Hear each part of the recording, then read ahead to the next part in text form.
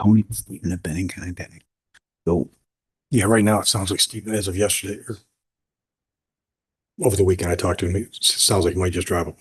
I guess Tony's got to come back early Sunday morning or something. Yeah. Like that. So we'll probably come Thursday night. I gotta work downtown till 4:30 and then Okay. I go.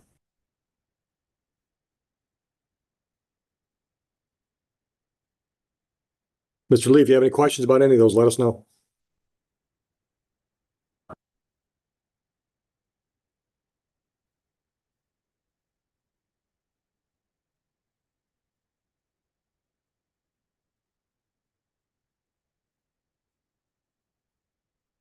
You're satisfied with the way it is?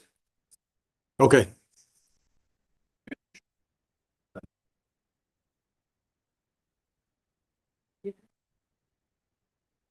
All right.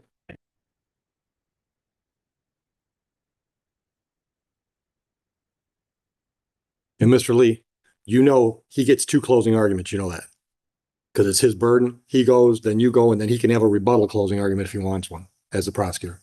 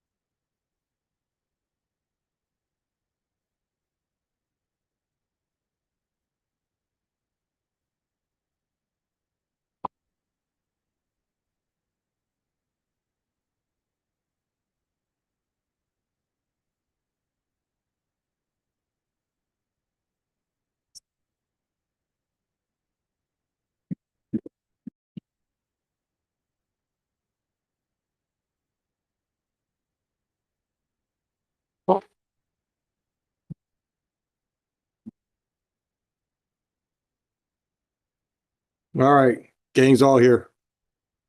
All right, folks, now we're going to get into, we're going to watch approximately 10, 12 minutes, sounds like.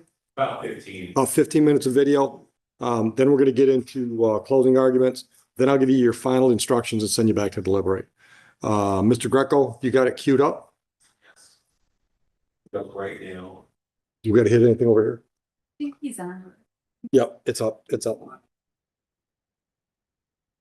Right,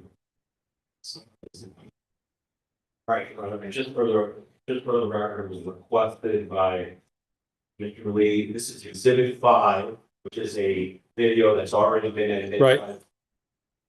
And this is the playing it from the portion that I stopped at around the time the officers placed the bottle of tequila on the.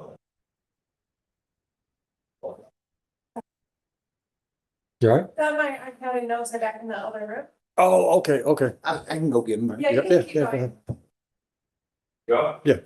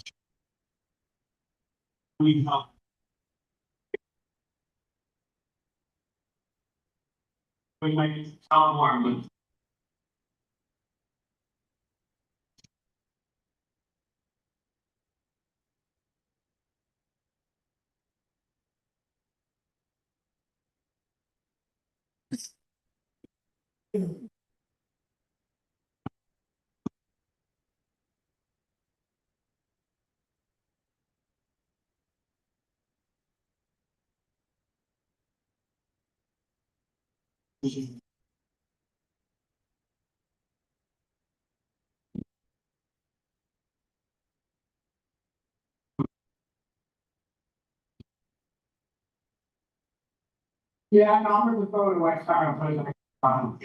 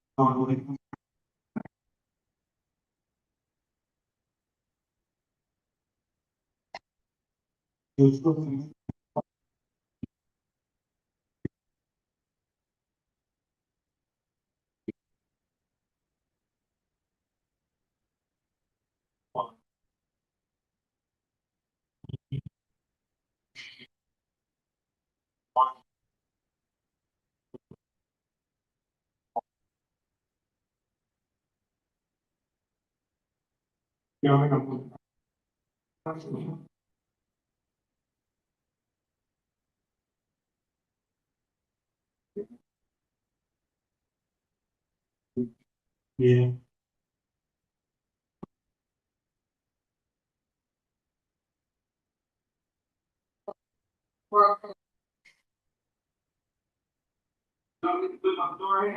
Yeah, you know, you maybe, you know. Yeah. No, right. Yeah, we'll put it in the trunk of the vehicle you're going. That'll be.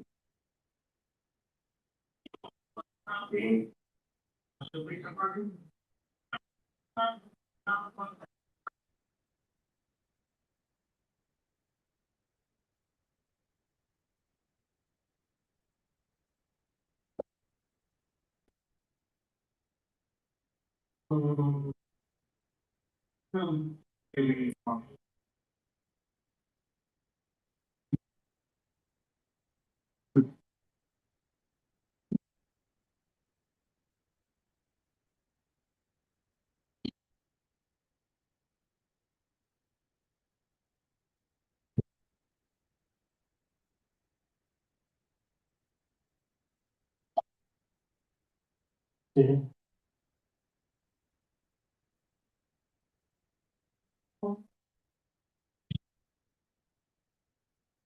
Your Honor, if I may. Yeah. Just approached me and asked me if I could advance the video to the part where the officers are speaking with the other driver. Okay, Just to say, that's fine. because Mr. Lee had left the scene by that time, and this is just. Yeah, that's fine. Appreciate it. Advance away.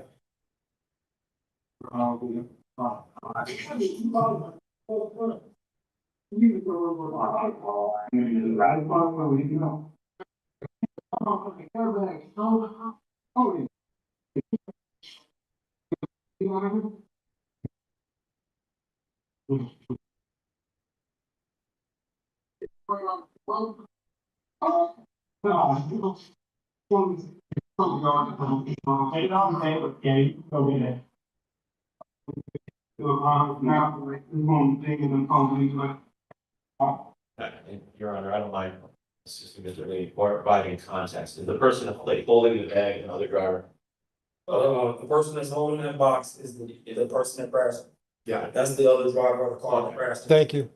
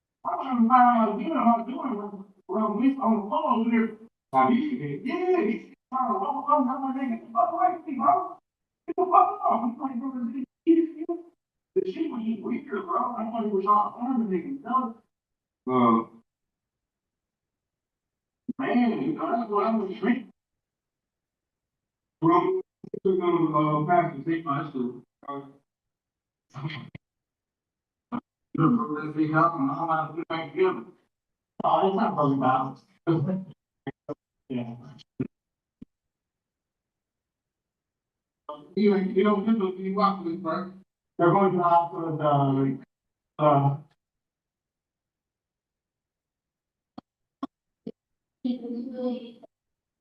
on the box, because he got the engine, so we need to do the box one. Yeah, it's unfortunate as hell, I mean. Because the thing you say, you got the guy. Is that good? Look, Your Honor, Mr. Lee has indicated that he's good, as far as the presentation of the video. Okay, this point in time. Thank you. We're ready for closings then? Okay, Mr. Greco, when you're ready.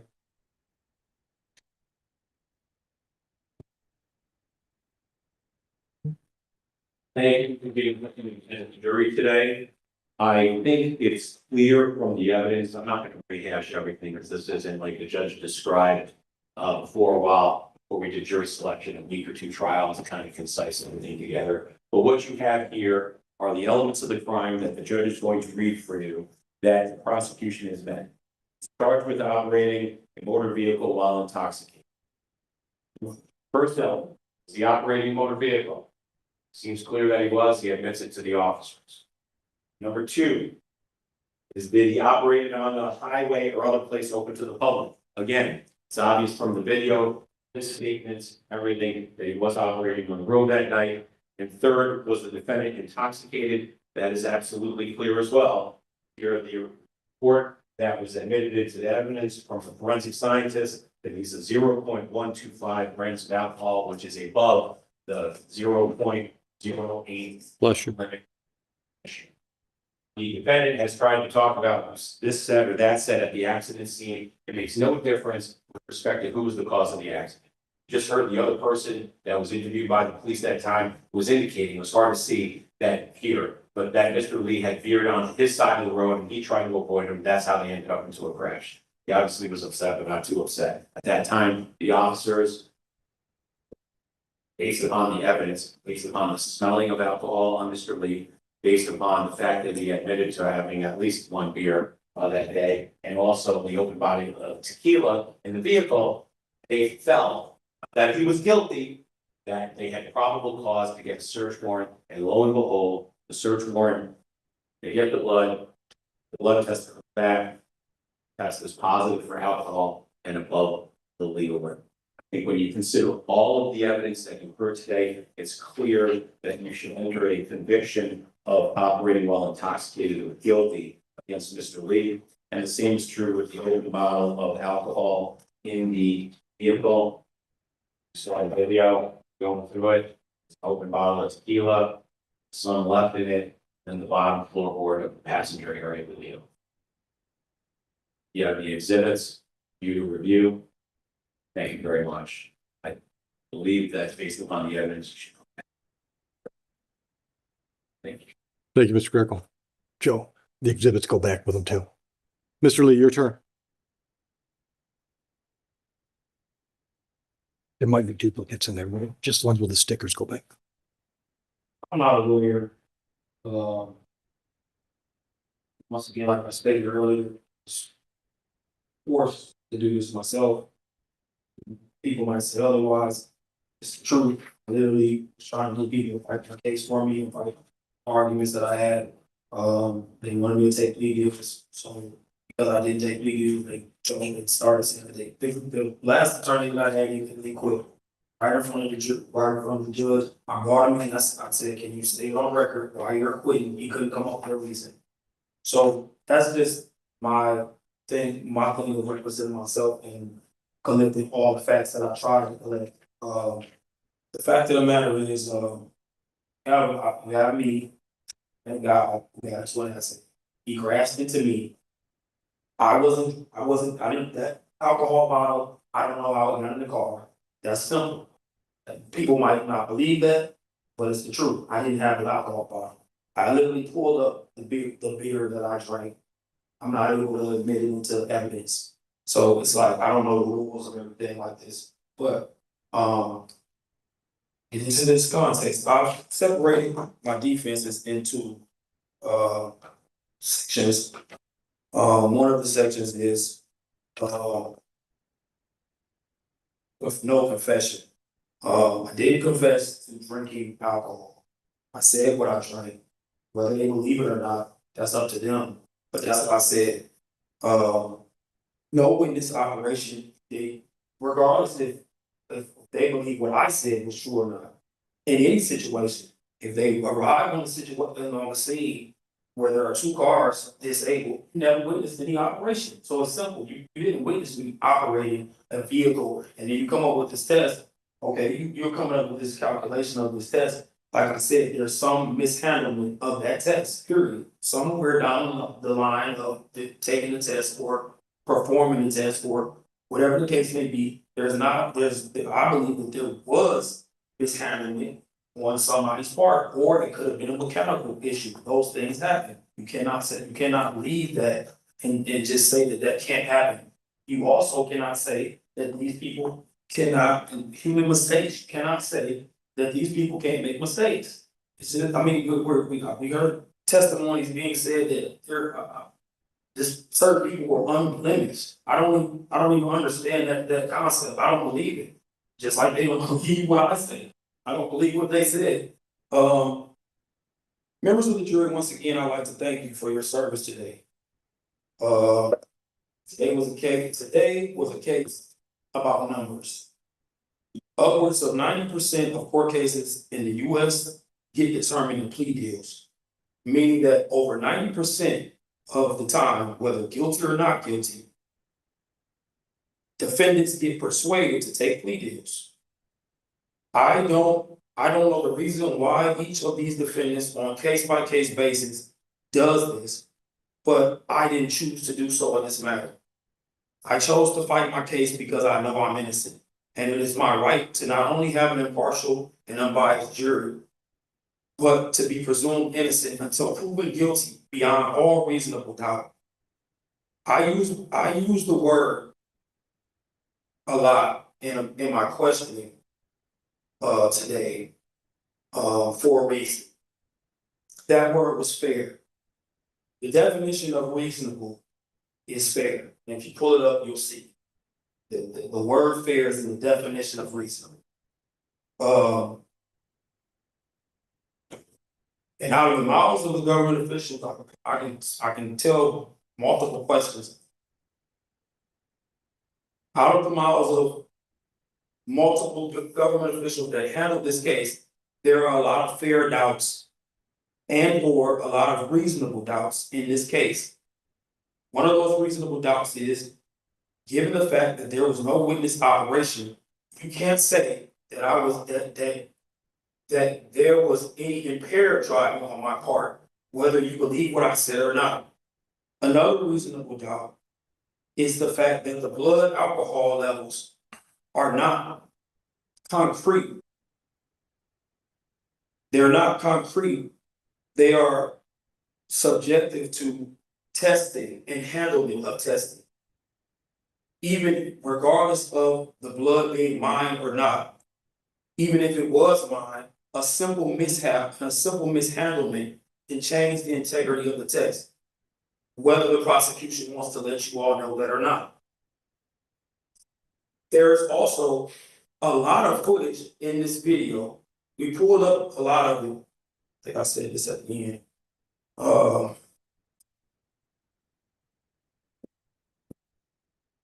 There was a lot of video that wasn't able to be seen in this hearing, because the prosecution had access to all of it. I got to go and I literally just seen this video today, and they showed me what they wanted to show me, and I took little bits and pieces out of it. Even though I told them I drank another reasonable doubt is the fact, even though I told them that I drank a non-alcoholic beer that day, which was the truth, they still chose to believe that I drank an alcoholic beverage. But even if that were the case, you don't know when the drinking took place, so you don't know if my body was being affected by alcohol or anything else, or if my levels were at a certain level or not. There were a bunch of ifs, and that is not suitable for a criminal case where you are trying to prove a defendant guilty beyond a reasonable doubt. I'm not coming with a crazy argument that I'm a sovereign citizen, or that the laws don't apply to me, or that I didn't drive at all. I'm saying, once again, that I didn't drink alcohol and I didn't cause the accident. The officers made mistakes that are obvious. One of those mistakes, they mischarged me with something that I never was charged with. And I wrote this while I was in here. And the excuse for that was, it was in good faith. While you're trying to accuse me of something and saying that something that I did was untrue.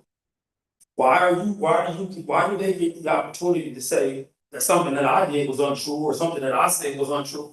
But when I bring up something that they did that was wrong, they can just say, oh, it was in good faith. Or if I say, oh, you made a mistake in this or that, well, you know, I try my best to do it every time. It's like, you can't put yourself on this podium as to be this perfect person and then turn around and just put me like, oh, you are what we say you are. And what you say doesn't matter. There is a possibility that what I said could have happened. They weren't there to witness otherwise. So, my last point. There was a lot, these are vital. They also said our cause of accident, which is not true. These are vital mistakes in the case and should not be disregarded, especially when a bulk of this case and its results rely on the handlers not making mistakes. There is a lot in that arrest video that is not shown. One of those is that I told the officer I just wanted to go get medical treatment so I can get my son. I clearly said in the video I didn't drink anything. Earlier in my opening statement, I stated that I drank a Corona beer. Earlier that day, I pulled up. Wait a minute. No, I said I drank a Corona beer earlier that day. I pulled up the beer. I did that in here, but I can't admit it to you all. I can't show you all through my phone. I wish I would have had time. I would have brought a beer in here to show you what I drank. That is a beer. That is one of the beers that me and my friends drink. We drink non-alcoholic beers. Non-alcoholic Heineken beers and non-alcoholic Corona beers from time to time. These are for me and my friends that do not drink or smoke. I try my best to keep my shape and keep my health. This is why I chose not to drink alcohol. One of the other factors is the crime scene. Once again, regardless of what he's talking about, he was saying in the video, I chased him around the road. That's crazy. I literally, like I said, I was driving this way. You see the cars in the video. We were both on the side of the road. He said I chased him around and he went this way and I went that way. I literally was going straight down the road. He came this way. I veered over to the side and he came and smacked me. You'll see the damage of the the damage of the vehicles were right in those places. The placement of the vehicles were right in those places. They're just believing whatever he says. He also said that he was hurt. That just went away. Big video. He's literally moving around and doing all this stuff and talking crazy. And it's not believable. But to say that what I'm saying is it's not believable, it's not fair. It's not fair in a court of law. We gotta prove me innocent beyond a reasonable doubt. I was instructed that I couldn't give commentary during the video play, but you can see in the video that the cars, I was instructed that I couldn't give commentary during the video, but you can see in the video the cars on my side of the road. You also see that he's perfectly fine. But if you see earlier in the police encounter, he said that I chased him and this and that. He said the prosecution said that doesn't matter, none of that matters. That plays a lot into everything is being said because this guy said I crashed into him. That's called impaired driving. He's saying I did some type of crazy driving and did this. It's not true. It does matter.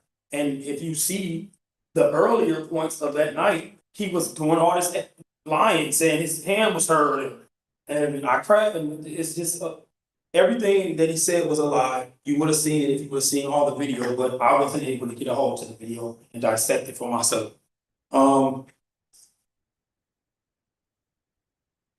My history plays a part. I'm 34 years old. I've never been convicted of DUI, regardless of what he said in his report. I never was convicted of DUI before I'm 34 years old. That should say enough about my work. I've been working since I was 13 years old, been paying taxes. I work as an armed security guard, different sites. I mean, I don't know, what people, when they see people, you might think, oh, he's in court, he's a criminal, or he's whatever you might think. I'm not a criminal. I go to work. I got 2 kids. I take care of kids that I even thought was mine that ends up not even being mine. I'm a good person. That's accounting for something. I have never been convicted of DUI because I don't drive drunk. So this is a crazy situation, a lot of crazy facts, but at the end of the day, there is no concrete evidence to convict me beyond reasonable doubt. And as far as that bottle, once again, you didn't pull me over. I didn't. That has to be convicted. Operating a car with a bottle, open bottle in a car. They didn't pull me over. If they would pull me over and I had a bottle of liquor in the car, then you would be able to say, "Hey, you had that bottle in the car. They pulled you over." But for them to arrive on the scene, all this stuff is going on. You see that those people that were with him wasn't there with him when it first happened. It's just him. That's why you got him standing there trying to talk to that guy while the officer there trying to put on a show, saying, "Oh yeah, this is what happened," because that guy wasn't there. He did all these calls. He made all these calls, but he never called the police. Just like I said in my opening statement. You see that in that part of the video. He never called the police. So it's like you say all this stuff, but why didn't you call the police? Why did somebody else have to call the police like the officer stated? Somebody bystander came and called the police and said that it happened. So it's so much, like I said, that you need to put in your minds to say reasonable doubt. And that's it. Thank you, Mr. Lee. Mr. Greco. Briefly, the police didn't call the police. Regardless of all of the things that you're hearing about from the defense, about throwing stuff out there, this is a very simple case, right? Reasonable doubt is not about what's possible. It's about what's reasonable for you to consider. And reasonable doubt based upon your common experience and the evidence that is presented to you today. And based upon the evidence that you have today, you have more than enough beyond a reasonable doubt to convict Mr. Lee of operating while intoxicated. Just a couple of things to clear up in your mind, because I've had experience with jurors and all the things that they think about with things that were said, okay? And we're giving Mr. Lee a little bit of leeway. With respect to the discovery, the reports, and all of the videos, they were emailed to Mr. Lee's attorney on October 7th. When he terminated that attorney, they were emailed directly to Mr. Lee on November 21st, then emailed again on April 4th, and then via email by me on the emails that he's been sending me, I offered, if he was having trouble opening the link, that on 2 o'clock this past Friday, there was a zip drive, thumb drive at the front desk of the police department for him to come and get the videos. Despite all of that, during this time, we gave him an opportunity to look at more fully some of the videos, and he wanted to play it for some reason. I'm not sure exactly why. All it does is give the other driver's account of what happened, which this is not about. There was a car accident that was there. He was not cited for a reckless driving or going across the other lane because there was no witnesses to it. All we had was an accident with one driver who appeared to be intoxicated, not guilty of it, but based upon probable cause, these officers were able to get a search warrant and show that there was an unlawful bodily alcohol content in Mr. Lee's body that night while he was operating the vehicle. Thank you very much.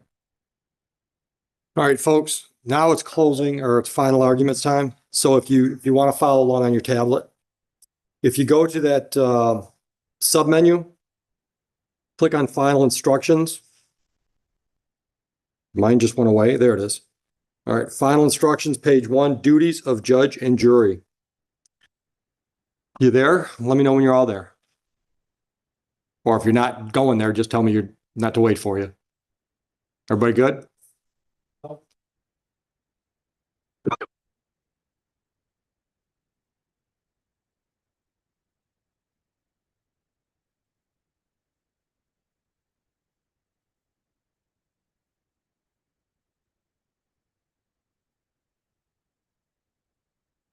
We're good? I don't know, I'm not even right at the point. I love to say anything else. No. You only get one shot at a closing argument. Yeah. Oh, no. Now we're there? Okay. I lost mine. There we go. All right. Page 1 under final instructions.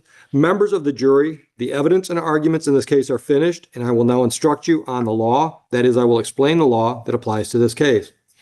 Remember that you have taken an oath to return a true and just verdict based only on the evidence and my instructions on the law. You must not let sympathy, bias, or prejudice influence your decision. You must avoid reaching conclusions that may have been unintentionally influenced by stereotypes. You must reach your own conclusions about this case individually, but you should do so only after listening to and considering the opinions of the other jurors, who may have different backgrounds and perspectives from yours. As jurors, you must decide what the facts of this case are. This is your job and nobody else's. You must think about all the evidence and then decide what each piece of evidence means and how important you think it is. This includes whether you believe what each of the witnesses said.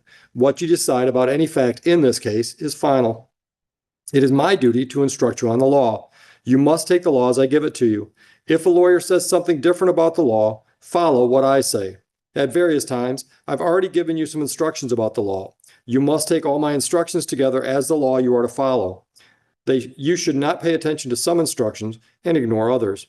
To sum up, it's your job to decide what the facts of the case are, to apply the law as I give it to you, and, in that way, to decide the case. A person accused of a crime is presumed to be innocent. This means that you must start with the presumption that the defendant is innocent. This presumption continues throughout the trial and entitles the defendant to a verdict of not guilty unless you're satisfied beyond a reasonable doubt that he is guilty. Every crime is made up of parts called elements. The prosecutor must prove each element of the crime beyond a reasonable doubt. The defendant is not required to prove his innocence or to do anything. If you find that the prosecutor has not proven every element beyond a reasonable doubt, then you must find the defendant not guilty. A reasonable doubt is a fair, honest doubt growing out of the evidence or lack of evidence. It is not merely an imaginary or possible doubt, but a doubt based on reason and common sense. A reasonable doubt is just that, a doubt that is reasonable after a careful and considered examination of the facts and circumstances of this case. Every defendant has the absolute right not to testify. When you decide the case, you must not consider the fact that he did not testify. It must not affect your verdict in any way. When you discuss the case and decide on your verdict, you may only consider the evidence that has been properly admitted in this case. Therefore, it's important for you to understand what is evidence and what is not evidence. Evidence includes only the sworn testimony of the witnesses, the exhibits admitted into evidence, and anything else I told you to consider as evidence. Many things are not evidence, and you must be careful not to consider them as such. I will now describe some of the things that are not evidence. The fact that the defendant is charged with a crime and is on trial is not evidence. The lawyer's statements and arguments are not evidence. They are only meant to help you understand the evidence in each side's legal theories. You should only accept things the lawyers say that are supported by the evidence or by your own common sense and general knowledge. Lawyers' questions to the witnesses and my questions to witnesses are also not evidence. You should consider these questions only as they give meaning to the witnesses' answers. My comments, rulings, questions, and instructions are not evidence. It is my duty to see that the trial is conducted according to the law and to tell you the law that applies to this case. However, when I make a comment or give an instruction, I'm not trying to influence your vote or express a personal opinion about the case. If you believe that I have an opinion about how you should decide this case, you must pay no attention to that opinion. You are the only judges of the facts, and you should decide this case from the evidence. At times during the trial, I've excluded evidence that was offered or stricken testimony that was heard. Do not consider those things in deciding the case. Make your decision only on the evidence that I let in and nothing else. Your decision should be based on all the evidence regardless of which party produced it. You should use your own common sense and general knowledge in weighing and judging the evidence, but you should not use any personal knowledge you may have about a place, person, or event. To repeat once more, you must decide this case based only on the evidence and admitted during the trial.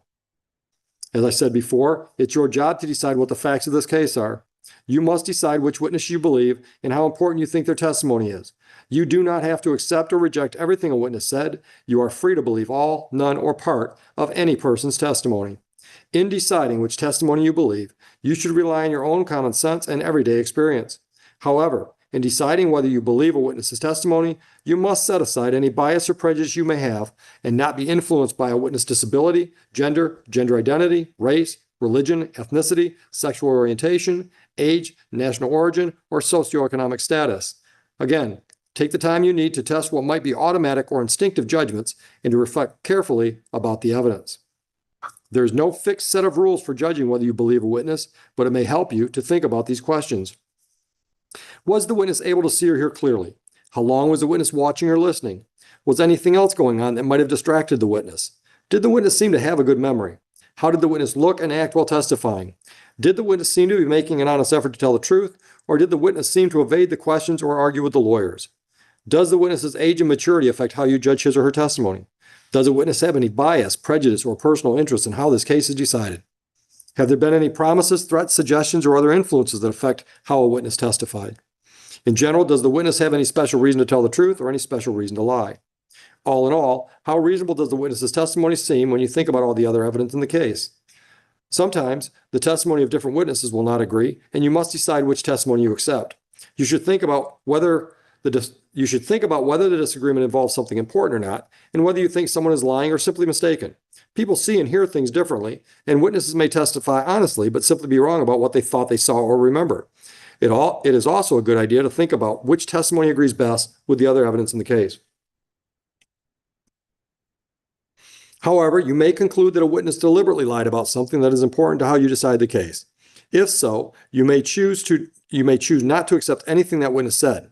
On the other hand, if you think a witness lied about some things but told the truth about others, you may simply accept the part you think is true and ignore the rest. Moving into page 4, elements of the crime. The defendant is charged with the crime of operating a motor vehicle while intoxicated with an unlawful bodily alcohol level. To prove this charge, the prosecutor must prove each of the following elements beyond a reasonable doubt. First, that the defendant operated a motor vehicle. To operate means to drive or have actual physical control of the vehicle. Second, that the defendant operated the vehicle on a highway or other place open to the public or generally accessible to motor vehicles, including any designated parking area. Third, that the defendant was intoxicated. That is, the defendant operated the vehicle with a bodily alcohol level of 0.08 grams or more per 100 milliliters of blood. The defendant is also charged with having open intoxicants in the vehicle he was operating. Michigan law provides that an operator or occupant shall not transport or possess alcoholic liquor in an open or uncapped container within the passenger area of a vehicle, upon a highway, or within the passenger area of a moving vehicle in a place open to the general public, including areas designated for parking. To prove this charge, the prosecutor must prove the following elements beyond a reasonable doubt. First, that an open alcoholic liquor bottle was in the passenger area of defendant's motor vehicle. Passenger area means the area designated to seat the defendant while in operation and any area that is reasonably accessible to the defendant while in his seating position, including the glove compartment. Second, that the motor vehicle did not have a trunk or compartment separate from the passenger area, and the liquor bottle was not in a locked glove compartment or behind the last upright seat or in an area not occupied by the defendant.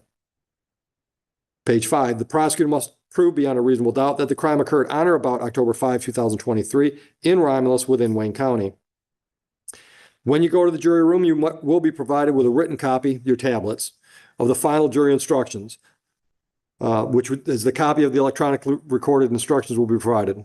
You should first choose a foreperson. The foreperson should see to it that your discussions are carried on in a businesslike way and that everyone has a fair chance to be heard. During your deliberations, please turn off your cell phones or other communication equipment until we recess. A verdict in a criminal case must be unanimous. In order to return a verdict, it's necessary that each of you agree on the verdict. In the jury room, you will discuss the case among yourselves, but ultimately, each of you will have to make up your own mind. Any verdict must represent the individual considered judgment of each juror. It is your duty as jurors to talk to each other and make every reasonable effort to reach agreement. Express your opinions and the reasons for them, but keep an open mind as you listen to your fellow jurors. Rethink your opinions and do not hesitate to change your mind if you decide you were wrong. Try your best to work out your differences. However, although you should try to reach an agreement, none of you should give up your honest opinion about the case just because other jurors disagree with you or just for the sake of reaching a verdict. In the end, your vote must be your own, and you must vote honestly and in good conscience. Possible penalties should not influence your decision. It is the duty of the judge to fix the penalty within the limits provided by law. If you want to communicate with me while you're in the jury room, please have your foreperson write a note and give it to the court officer. It's not proper for you to talk directly with the judges, lawyers, or other people involved in the case. Officer Crova, probably Officer Crova, might be one of the other guys, will be outside the jury room all the time you're in there. Just knock on the door. When you go to the jury room to deliberate, you may take your notes and full instructions. If you want to look at any of the reference documents or exhibits that have been admitted, ask for them. You won't have to ask. Joe's going to send those in with you. When you go to the jury room, you will be given an electronic copy of the instructions you've just heard. As you discuss the case, you should think about all my instructions together as the law you are to follow. And we have prepared a verdict form listing the possible verdicts that will go in the jury room with you as well. Now I'm going out to the submenu to the evidence instructions. Give you a chance to get there.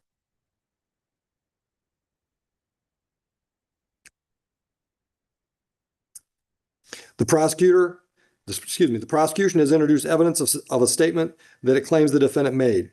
Before you may consider what such an out-of-court statement against the defendant, you guys okay? Before you may consider such an out-of-court statement against the defendant, you must first find that the defendant actually made the statement as given to you. If you find that the defendant did make the statement, you may give the statement whatever weight you think it deserves.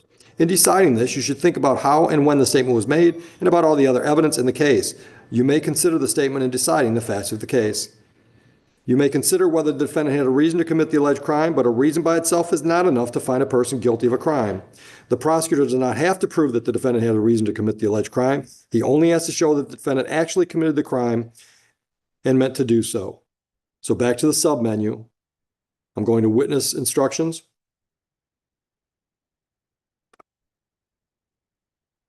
We're good? You have heard testimony from a witness who has given you, actually you've heard two witnesses. Well, you didn't, the phlebotomist was not certified as an expert, correct?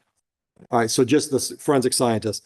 All right, you've heard testimony from a witness who has given her opinion as an expert in the field of forensic science. Experts are allowed to give opinions in court about matters they are experts on. However, you do not have to believe an expert's opinion. Instead, you should decide whether you believe it and how important you think it is. When you decide whether you believe an expert's opinion, think carefully about the reasons and facts she gave for her opinion and whether those facts are true. You should also think about the expert's qualifications and whether her opinion makes sense when you think about all the other evidence in the case. You've also heard testimony from witnesses who are police officers. That testimony is to be judged by the same standards you use to evaluate the testimony of any other witnesses. Mr. Greco, are you satisfied with the instructions as given? Yes, ma'am. Mr. Lee, satisfied with the instructions? Okay. All right. So folks, this is my least favorite part of the jury. If you've counted, there are 7 of you.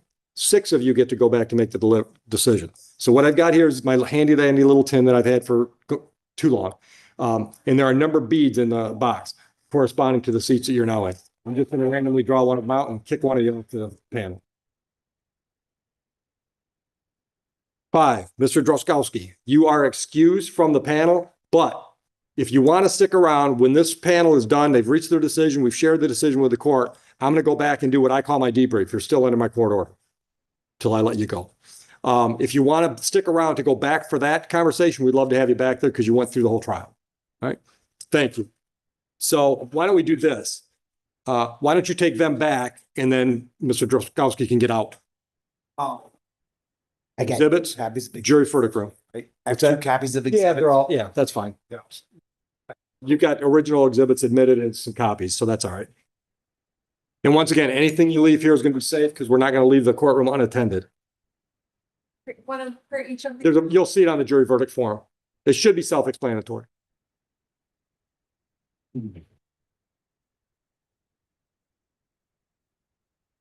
Okay, we are officially in recess.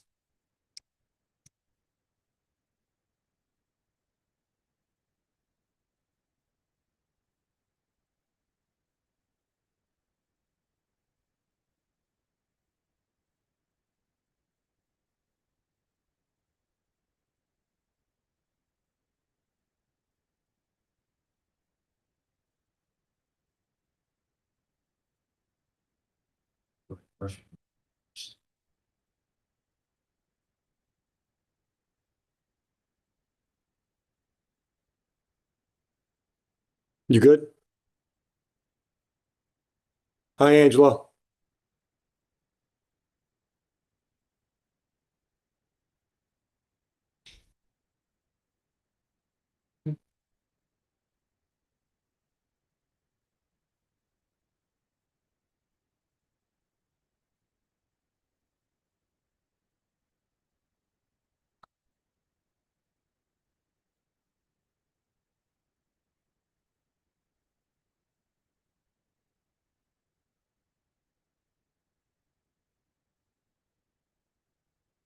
Officer, Mr. Lee, do you guys want water? I'm okay. Oh, okay. Thanks. If you need water, you're good.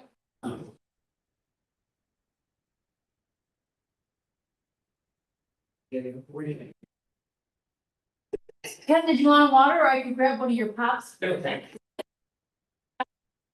Angela, you've been here all day. Thank you. Did you want one? I've been here all day. We don't know afternoon. I was at home with Al this morning. Oh, were you? Yes, we did our docket and then I. Because we had a motion hearing. We'll just get it. We're live, so I don't know. Yeah. Well,